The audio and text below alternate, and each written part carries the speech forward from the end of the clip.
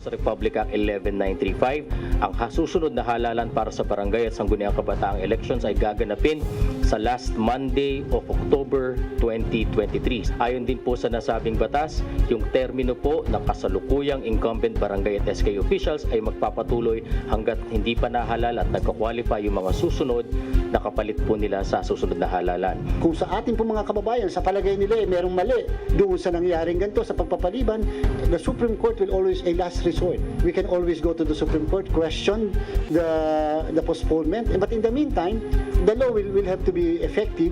The COMELEC will implement the law, and therefore, the December 5, 2022 supposedly election will be set aside.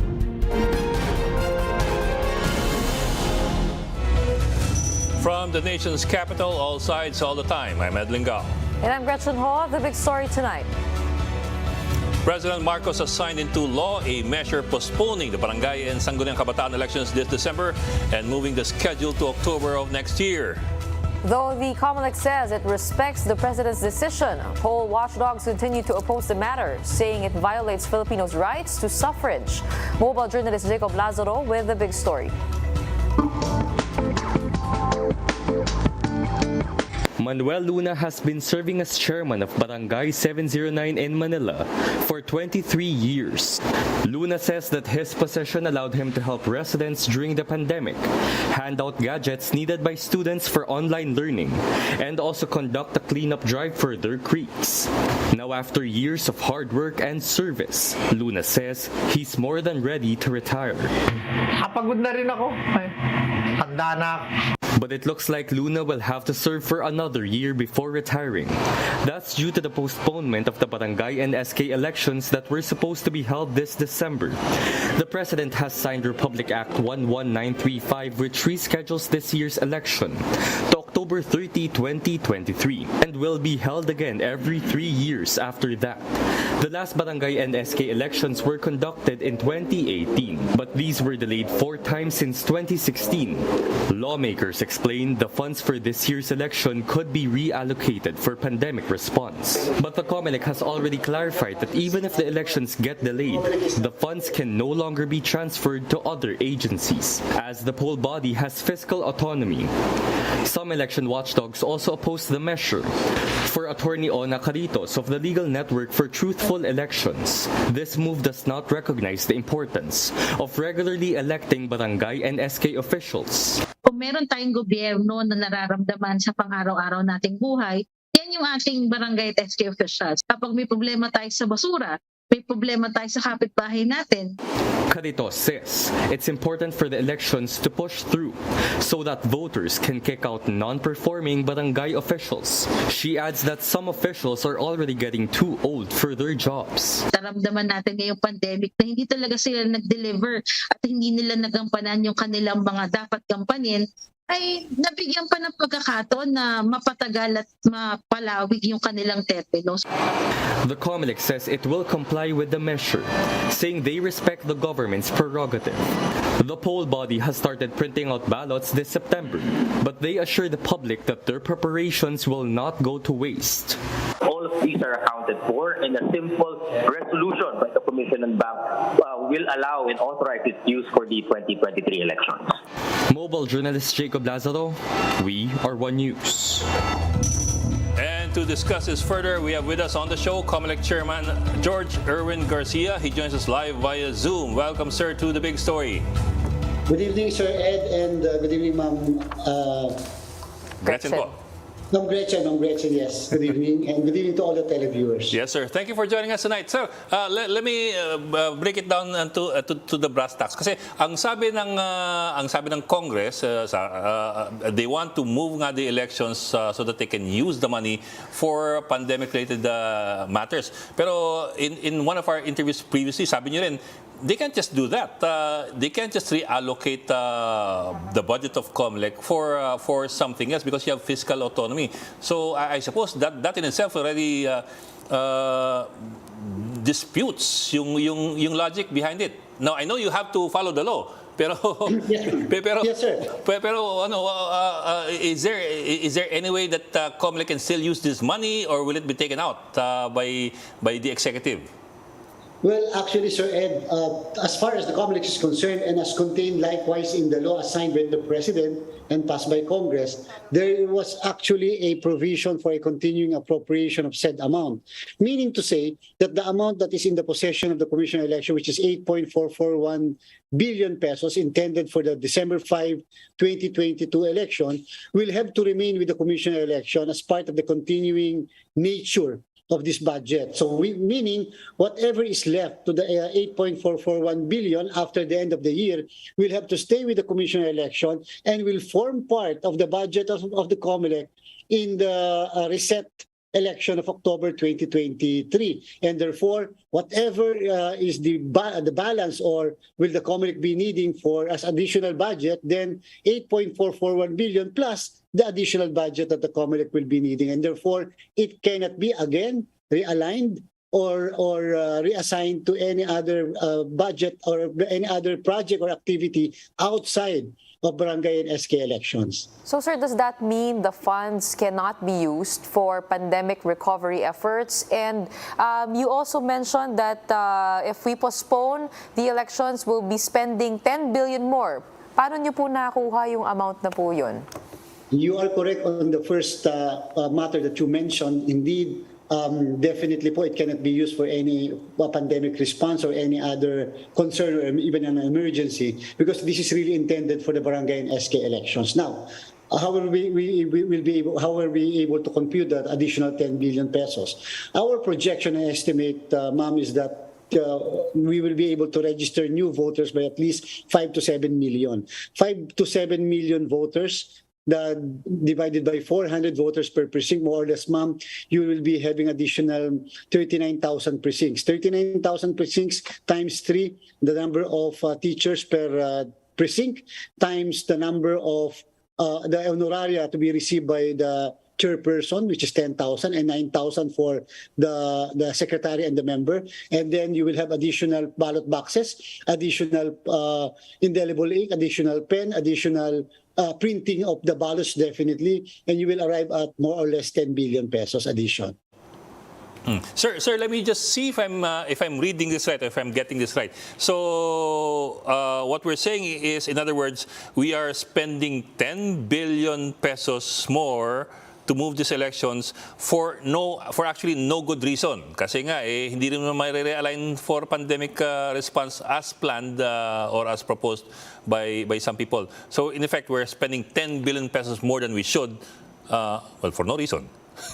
What is clear, Sir Ed, is that we will be spending more amount of money in view of the postponement. As to whatever is the reason, basta po, as far as the COMELEC is concerned, definitely there will be additional expenditure and there will be additional allocation of budget for purposes of a reset election.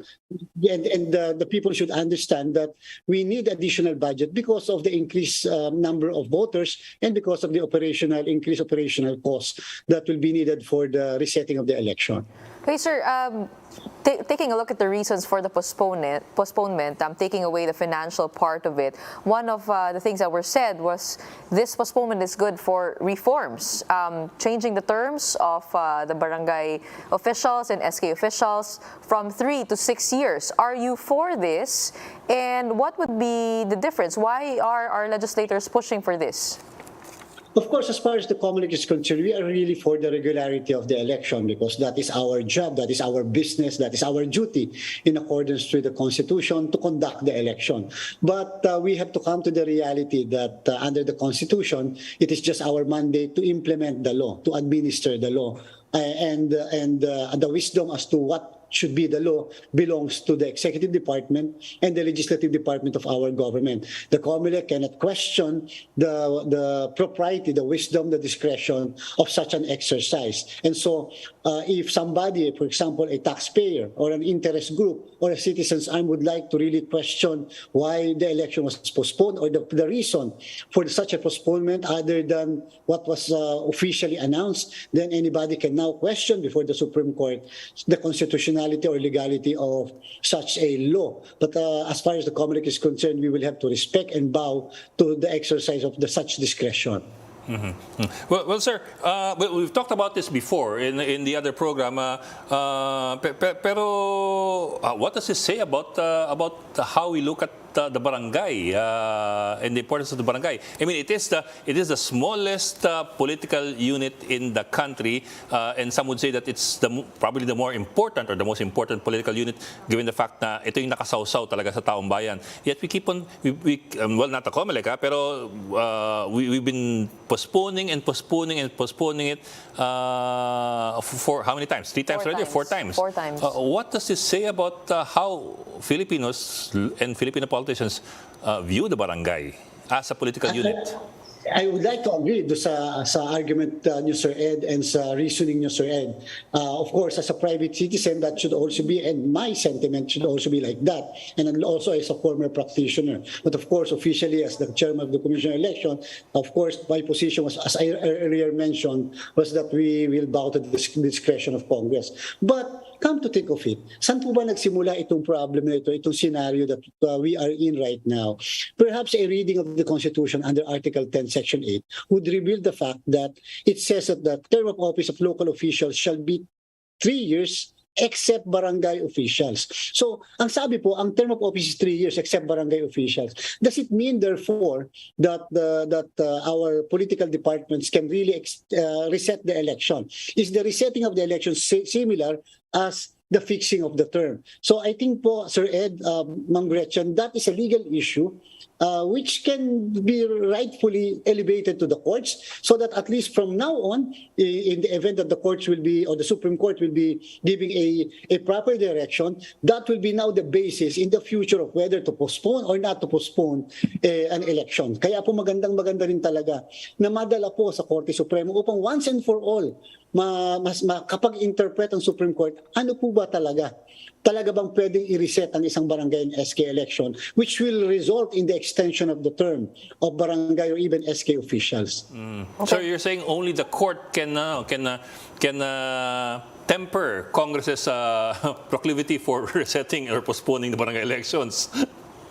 Sir Ed, we call that the separation of power and the system of check and balances, which is included and deeply provided in our Constitution. In order to, sabi nga ng Justice Laurel in several cases, Jose P. Laurel, sabi niya, in order to prevent the overflow of powers from one territory to another territory, in order to check and counter-check the exercise of power of one department as against the other department of government. Okay, maraming salamat po, COMELEC Chairman George Garcia. Thank you for joining us tonight. In other news, the eldest son of Justice Secretary Boying Remulla was arrested in an anti-drug operation. Authorities say Juanito Jose Diaz Remulla, the third, was arrested in Las Piñas City on Tuesday for the alleged possession of 1.3 million pesos worth of suspected kush or high-grade marijuana. In a handwritten statement, Secretary Remulla confirmed that the drug suspect is indeed his son. He says he takes very seriously both his roles as a father and a justice secretary. But Secretary Remulla notes that his son will have to face the consequences of his actions as he is a fully emancipated child. He also vows not to intervene nor influence his son's case, and that he will let justice take its own course. After the break, let's get fresh updates on the new tropical depression that has entered the Philippine area of responsibility with Pag-asa weather forecaster Dan Villamil. That and more when the big story returns. Keep it here on One News.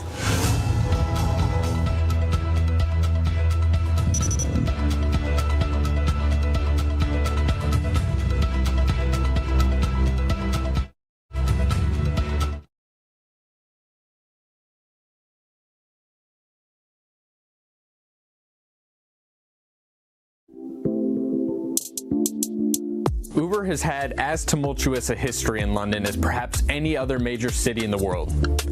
In 2019, London's transport regulator revoked Uber's license to operate in the city for the second time in just over 2 years.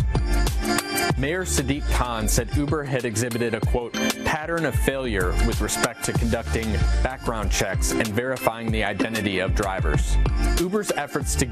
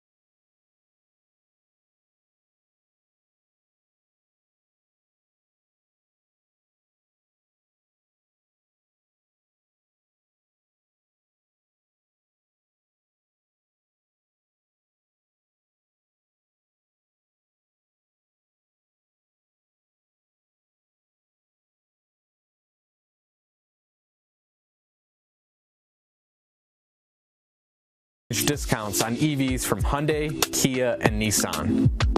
To meet its emissions goals, Uber will need more politicians to follow Khan's lead in taxing or regulating polluting cars off roads. It will need automakers to manufacture more electric vehicles and for supply of used EVs to grow. I'm Craig Trudell, and this is how we move. For more stories like this, follow us on your favorite platforms.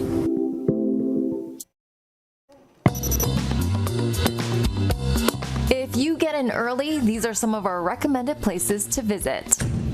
Djibouti Park. Japan's newest attraction opens on November 1st. For lovers of Hayao Miyazaki's animated film,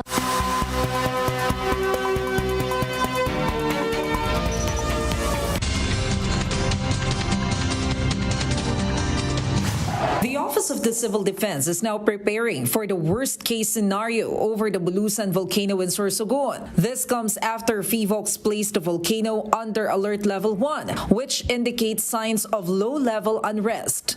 Civil Defense Assistant Secretary Rafi Alejandro said they have already pre-positioned food packs and face masks. Alejandro added that around 10,000 families living near the volcano will be forced to evacuate in case of an eruption. Habang nasa alert level 1 tayo or even 2, nagkakaroon na tayo ng mga review ng ating mga protocols at tinitingnan yung ating mga evacuation procedures na tama, updated, and of course, yung resources na kailangan ay nakahanda po. Meanwhile, the country may soon graduate from the COVID-19 pandemic as cases continue to remain low. That's according to infectious disease expert Dr. Ronchin Solante. Now, when you say endemic, there are still countries reporting the cases, but it's already downtrend. So, kumbaga, controllable na siya. The country on Tuesday recorded only around 1,500 new COVID-19 infections, bringing the active tally down to just over 25,000. For News 5, Maricel Halili, We Are One News. Heavy rains caused flooding in several parts of Metro Manila on Thursday afternoon. The downpour left several areas in Manila flooded, including Taft Avenue. Commuters that passed by Manila likewise saw the flooding in several parts of the city. Meanwhile, some parts of Quezon City also saw some flash floods due to the heavy rains earlier today. Netizens recorded the flooding in Gregorio Araneta Avenue and Maria Clara Street in Quezon City. Some netizens reported flooding in some parts of Pasig City. Videos online showed that the flooding could be seen in Maybunga as well as in San Martin near Lanuza Avenue.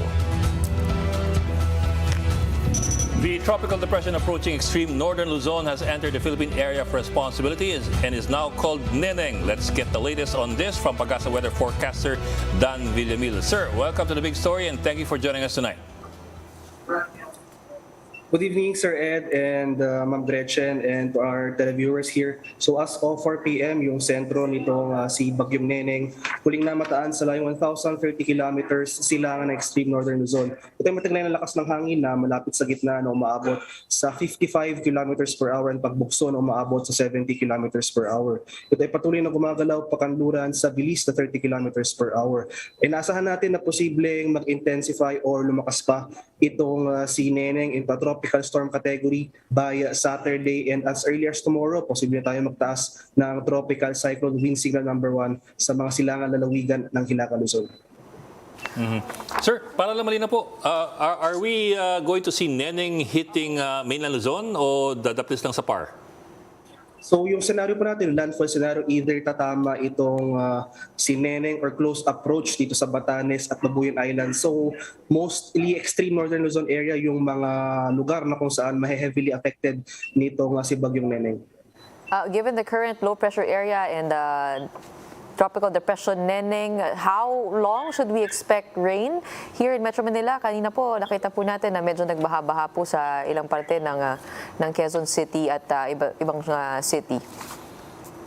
So yung mga pag-ulan po na naranasan natin dito sa Greater Metro Manila area at sa mga karatig na lalawigan ay hindi po effect nitong Bagyong Ninning, and yung actually may minomonitor pa tayong isa pang tropical depression outside the Philippine area of responsibility. So yung mga rains na naranasan natin dito sa Greater Metro Manila area ay dala lamang ng localized thunderstorms. So isolated rain showers or thunderstorms lamang ang mga pag-ulan natin kanina. Sir, para lang malinaw po, kasi medyo mahirap makarelate yung ordinaryong tao sa sa data we have so far. Medyo malayo pa si Ninning at 55 kph I think sustained winds. So how would you categorize that po? Ito ba'y malakas, mahina o ineffectual? So sa ngayon po, tropical depression category lamang siya. So medyo mahina pa siya. Pero expect po natin na by Saturday ay lalakas pa ito into tropical storm category. So yung mostly affected areas po, Northern Luzon, asahan natin as early as tomorrow, magtasa tayo ng tropical cyclone wind signal sa mga eastern provinces ng Northern Luzon. And as early as Saturday, asahan na rin natin yung mga pag-ulan na dala nitong si Ninning sa Northern Luzon area as well as yung mga hangin o yung pagbukso ng hangin ni Ninning. Pero wala pa tayong idea kung gaano kalakas ito maaaring maging pag tama doon sa extreme Northern Luzon. Wala pa naman. So yung forecast intensity po natin ay tropical storm category pero further intensification is not ruled out kasi yung coast kung as mag-approach ito si Ninning sa coastal waters ng Northern Luzon, may possible na further intensification magaganap kasi favorable ang mga conditions na ito sa development ng isang bagyo. Okay, maraming salamat po. Pag-asa weather forecaster Dan Villamil, thank you for joining us tonight. And after the break, Bicolana drag queen Precious Paula Nicole is the Philippines' first drag superstar. We will look into that and more when the big story returns. Keep it here in One News.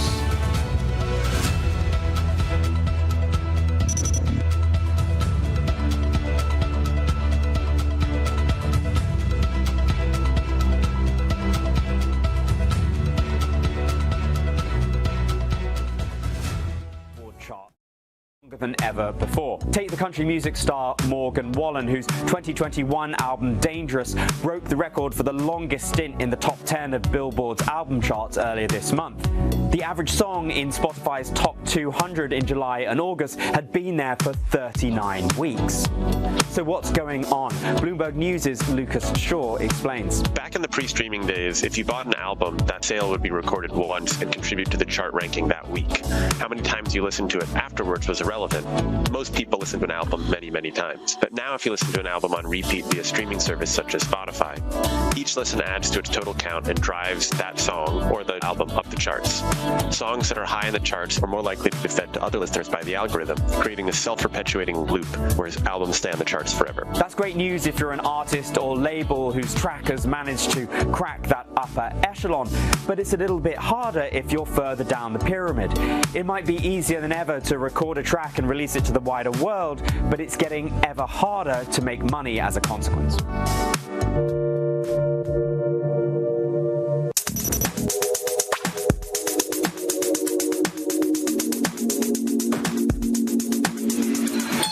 This is not your typical sushi restaurant. With Japan now open to foreign tourists benefiting from the weak yen, eateries are going all out to win over hungry customers after 3 years of slow business. Kuna Sushi is one of only 3 major restaurant chains in Japan that actually succeeded in expanding during the pandemic. So how do they do it? First, attracting Gen Zers. You'll notice this store in Harajuku matches the neighborhood's eclectic style, even serving up the brand's first ever crepes. So good. It's a way to attract younger customers who will hopefully snap some Instagram pics or post TikTok videos. Second, embracing tech. To keep customers safe and cut down on labor costs, you can dine in without any human contact. From the moment you step inside, everything is done on tablets. You get assigned a partition table, order your food, clean up your own dishes.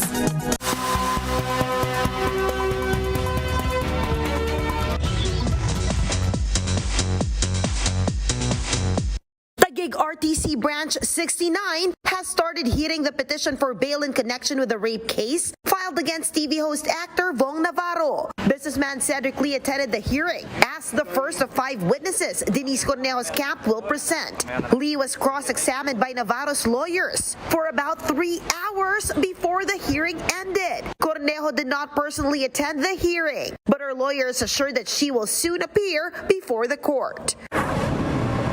Bicolana drag queen Precious Paula Nicole is the Philippines' first drag superstar. The finale saw the remaining queens face off in lip-sync smackdowns for the crown. Precious first sent Evil Queen packing after her legendary performance of RuPaul's song Sissy That Walk. The Divine Diva then had to face Marina Summers in an epic lip-sync battle to the tune of Glock 9's Sirena. Both queens had reveals to up their chances, but in the end, Precious Paula Nicole emerged victorious. As the winner of the first season of Drag Race Philippines, Precious was awarded 1 million pesos and 1 year supply of one-size beauty cosmetics by Filipino-American makeup artist Patrick Starr.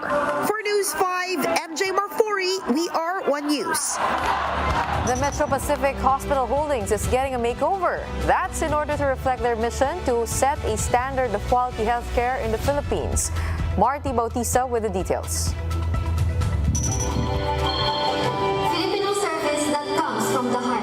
The 19 hospitals under the MVP group of companies will now be known as Metro Pacific Health. They've just launched a new brand called Metro Pacific Health, which is probably a more encompassing brand to cover the broader range of health services that the hospitals group will eventually render to our people. Aside from providing hospital care, the Metro Pacific Health will also be offering mobile care and home care, which will include their very own app. We're actually launching a new healthcare app, no, sa a new platform that will make it very easy para yung ating mga healthcare consumers anytime, anywhere can actually consult. Metro Pacific Health also aims to make the world-class services of their hospitals more affordable for every Filipino. That's on top of making sure that they have modern medical facilities and a roster of medical experts so that Filipinos no longer need to travel abroad to get the treatment they need. Beyond those hospitals, nagtatayo kami ng mga primary care clinics or outpatient care centers tawag namin na connected sa bawat ospital. So, ang idea is lumalapit kami ng lumalapit kung nasaan yung mga tao para hindi na sila kailangang mag-travel all the way to the hospital. As part of their launch, Metro Pacific Health also debuted their new website, metropacifichealth.com, an official social media account at Metro Pacific Health on Facebook, YouTube, and TikTok. For News 5, Marty Bautista, we are One News. And that's the big story tonight. For more updates, follow News 5, The Philippine Star, and Business World Online. You may also log on to onenews.ph for more in-depth analysis. I'm Ed Lingao. The big story is also available via Signal Play app. Make a free account now at signalplay.com and stream One News anytime, anywhere. I'm Gretchen Ho. Stay safe, Philippines. We are One News, all sides, all the time.